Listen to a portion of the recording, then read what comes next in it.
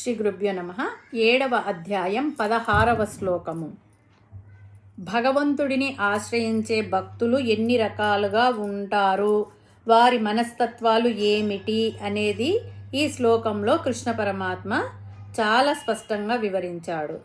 ఓం చతుర్విధా భజంతే మాం జనాః సుకృతినో అర్జున ఆర్తో జిజ్ఞాసు అర్థార్థి జ్ఞానీ చ భరతర్షభ.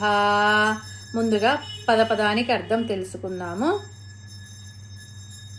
భరతర్షభ భరత వంశంలో శ్రేష్ఠుడైన, చతుర్విధ 4 రకాలుగా, భజంతే మాం నన్ను భజిస్తున్నారు, జనాహ మనుషులు, సుకృతిన అంటే పుణ్యకార్యాలు చేసిన వారు, పూర్వజన్మ సుకృతం ఉన్నవారు, వారు ఆర్థో ఆపదల్లో ఉన్నవారు, జిజ్ఞాసు తెలుసుకోవాలనే కుతూహలం కలవారు, అర్థార్థి సంపదలను కోరేవారు, జ్ఞానీచ పరమాత్మతత్వాన్ని ఆత్మజ్ఞానాన్ని పొందినవాడు. తాత్పర్యం ఏమిటంటే, భరత వంశ శ్రేష్ఠుడగు ఓ అర్జున, ఈ లోకంలో ఉన్న సుకృతులు అంటే పుణ్యాత్ములు అంటే మంచి నడవడిక కలిగిన వారు నన్ను తప్పకుండా చేరుతారు, వారు నన్ను తప్పకుండా ఆశ్రయిస్తారు. 4 రకాలైన వారు నన్ను సేవిస్తూ ఉంటారు.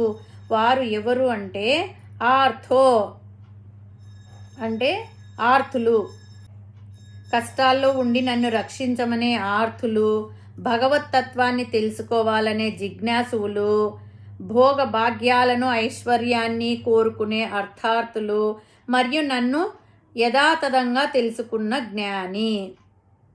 ఈ 4 రకాలైన భక్తులకు మన పురాణాలలో అద్భుతమైన ఉదాహరణలు ఉన్నాయి.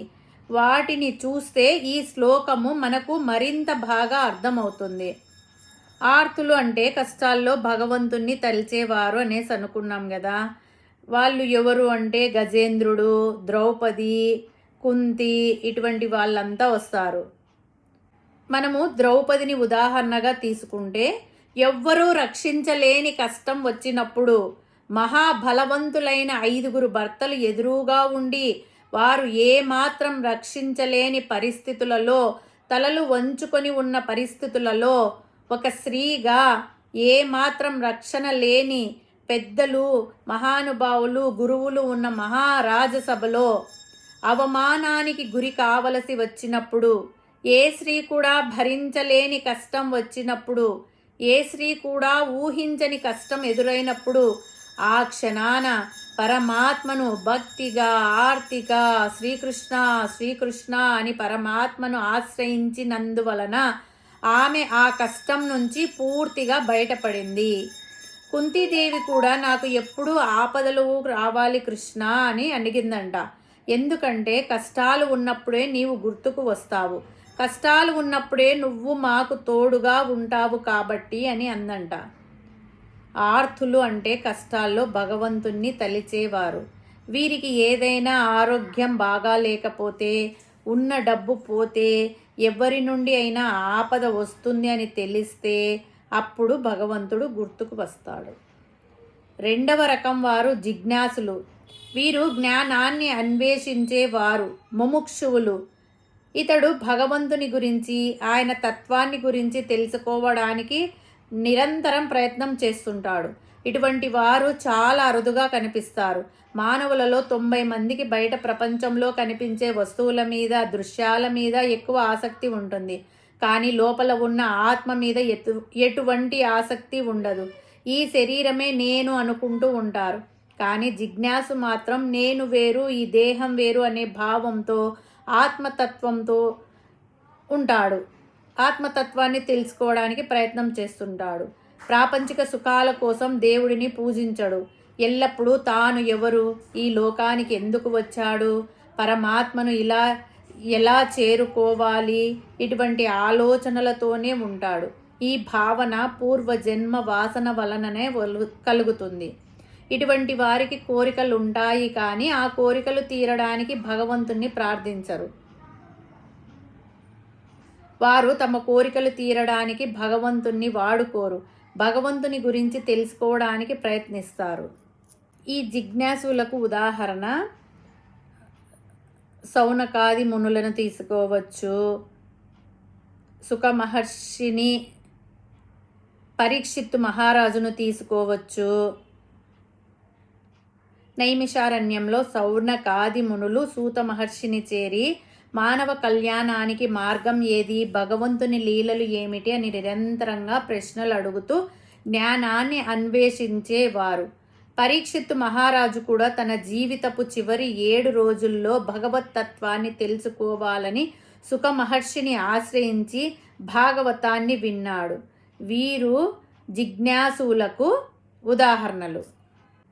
మనము జిజ్ఞాసువుగా మారినప్పుడు జీవితంలో డబ్బు సంపాదించాము, కష్టాలు దాటాము, కానీ నేను ఎవ్వరు, నేను ఎక్కడి నుంచి వచ్చాను, నా జీవిత పరమార్థం ఏమి అని ఆలోచిస్తూ గురువులను ఆశ్రయించి పరమాత్మ గురించి తెలుసుకుంటూ ఉండడం మన కర్తవ్యం.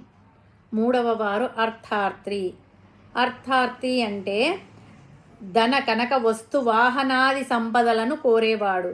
తాను ఎల్లప్పుడూ సుఖంగా ఆనందంగా ఉండాలని దేవుణ్ణి నిరంతరం ప్రార్థించేవాడు. దీనికి ఉదాహరణగా చూసుకుంటే సుగ్రీవుడు, విభీషణుడు ఇట్లాంటి వాళ్ళు వస్తారన్నమాట. ధ్రువుడు వీళ్ళంతా వస్తారు.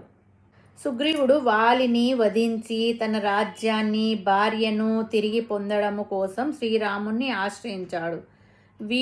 వీరిని అర్థార్థులు అంటారు. మనము అర్థార్థిగా మారినప్పుడు విద్యార్థులు పరీక్షల్లో మంచి మార్కులు రావాలని, వ్యాపారస్తులు వ్యాపారంలో మంచి లాభాలు రావాలని, ఉద్యోగస్తులు ప్రమోషన్ కావాలని గుడికి వెళ్ళి దేవుడికి కొబ్బరికాయలు కొట్టడం, మొక్కుబడులు చెల్లించడం అర్థార్థి లక్షణం. 90% మందికి భక్తి ఇక్కడే మొదలవుతుంది. 4వ వారు జ్ఞాని. ఇతని భక్తి ఉత్తమమైన భక్తి. ఇతడు వేదములలో, శాస్త్రాలలో, పురాణాలు బాగా చదువుతాడు, ఉపన్యాసాలు వింటాడు, గురువు దగ్గర చేరి జ్ఞానం సంపాదిస్తాడు, భగవంతుని తత్వం బాగా తెలిసినవాడు, ఆత్మ, శరీరం వీటి గురించి ఎప్పుడూ చింతించేవాడు, ఆత్మయే సత్యము, నిత్యము అని నమ్మేవాడు, ఈ శరీరము, ప్రాపంచిక వస్తువులు, విషయవాంఛలు శాశ్వతాలు కావు అని నమ్మేవాడు. ఇతనికి ఎటువంటి కోరికలు ఉండవు. కోరికల కొరకు భగవంతుణ్ణి ప్రార్థించడు. తనకు పరమాత్మకు భేదం లేదు అనే భావంలో ఉన్నవాడు. అందరినీ సమదృష్టితో చూచేవాడు. అందరిలో పరమాత్మను దర్శించేవాడు. జ్ఞానిగా మారినవాడు సుఖం వచ్చినా, దుఃఖం వచ్చినా, లాభం వచ్చినా, నష్టం వచ్చినా చెలించకుండా అంతా ఆ భగవంతుని లీల, నేను కేవలం ఒక నిమిత్త మాత్రుడిని అని గ్రహించి ఫలితాన్ని ఆశించకుండా తన కర్తవ్యాన్ని చేసుకుంటూ వెళ్ళేవాడు జ్ఞాని. జ్ఞానికి ఉదాహరణగా ప్రహ్లాదుని తీసుకోవచ్చు మనము.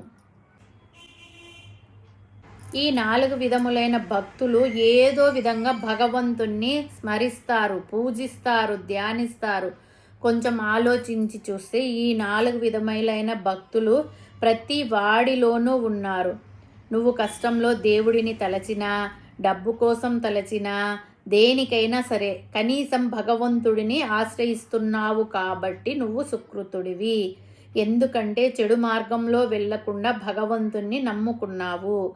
అయితే అర్థార్థిగా ప్రయాణం మొదలుపెట్టి ఆ స్థితిని దాటుకొని జిజ్ఞాసును పెంచుకుంటూ చివరకు జ్ఞాని స్థితికి చేరడమే మానవ జీవితం యొక్క అసలైన గమ్యం. ఈ 4 రకములైన భక్తిలో ఏది మంచిది, ఏది తక్కువది అనే విషయాన్ని పరమాత్మ తర్వాతి శ్లోకంలో వివరించబోచున్నాడు. హరి ఓం తస్సత్.